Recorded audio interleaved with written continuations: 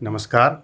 आज हम किसी कुंडली के 12 भावों में एक सामान्य चर्चा करने का प्रयास करेंगे और इन 12 भावों के क्रम का वैज्ञानिक विवेचन करने का प्रयास करेंगे कि व्यक्ति के जन्म से लेकर उसके अंतिम समय तक कुंडली किस किस भाव से कैसे कैसे क्या पता चलता है।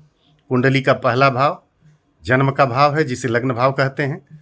मनुष्य के लिए संसार में सबसे पहली घटना उसका जन्म है और जन्म से जो जो वस्तुएं मनुष्य को प्राप्त होती हैं उन सब का विचार प्रथम भाव से किया जाता है।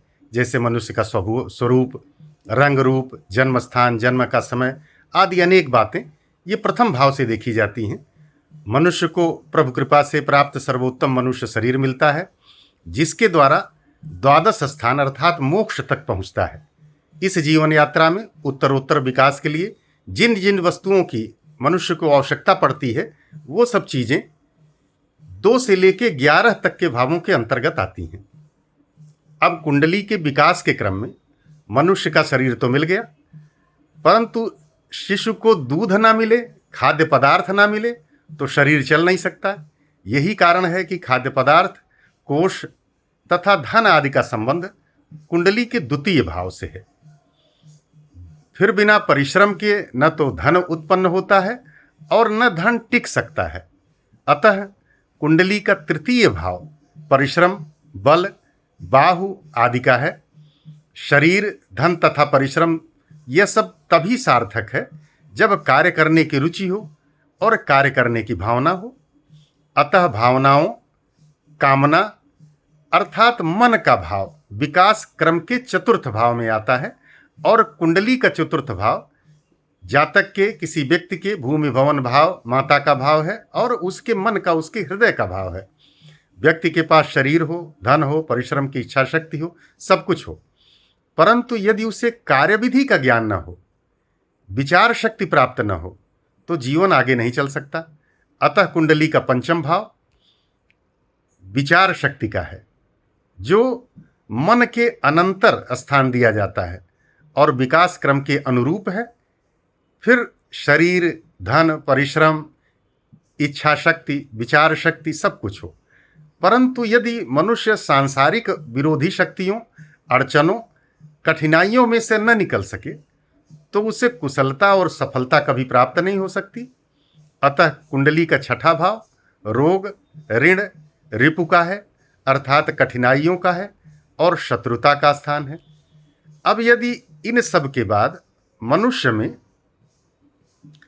दूसरों के साथ सह अस्तित्व न हो, साथ मिलकर चलने की इच्छा शक्ति न हो, तब वह संसार में असफल समझा जाएगा। अतः जीवन साथी और साझेदारी का यह विचार विकास क्रम में सप्तम भाव से किया जाता है। अतः कुंडली का सप्तम भाव जीवन साथी का भाव है, साझेदारी का, सह अस्तित्व का भाव है। अब मनुष्य के इन सब गुणों में मोक्ष की प्राप्ति की साधनाएं निष्फल हो जाएंगी यदि जीवन में दीर्घायु न हो, व्यक्ति उसकी आयु न हो, आयु की सीमा का पता न हो। तो कुंडली में आयु का विचार अष्टम भाव से किया जाता है और हमारे शास्त्रों में आयु को धर्म की देन समझा जाता है। अतः नैतिक जीवन और आध्यात्मिक उन्नति दीर्घ जीवन की गारंटी है। अतः कुंडली का नवम भाव धर्म का स्थान है। निस्वार्थ जीवन, यज्ञ, परोपकार, इन कर्मों के बिना धर्म टिक ही नहीं सकता है। अतः कर्म का स्थान कुंडली का दसम स्थान है।